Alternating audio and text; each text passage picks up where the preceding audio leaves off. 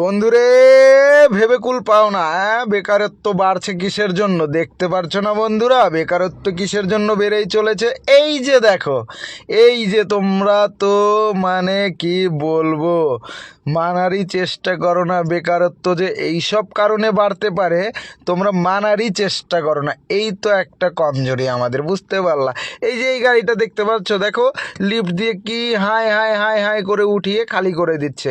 আর এইটা যদি 10টা লোক মিলে খালি করতো তাহলে 10টা ফ্যামিলি বাঁচতো কি না দাদারা? যদি কথাটা সঠিক মনে হয় কমেন্টে অবশ্যই জানাবেন।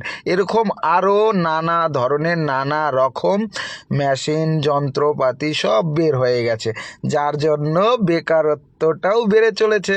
কারণ এরা এই জিনিসগুলো মানে আধুনিক টেকনিক্যাল জিনিসগুলো দেশে উন্নতির দিকে বেশি আয়, ঠিক আছে, আর মানুষের ইনকামটা বেশি ব্যয় হচ্ছে। কারণ সাধারণ লোক 5 টাকা এনে 10 টাকার স্বপ্ন দেখতে হয় আমাদেরকে।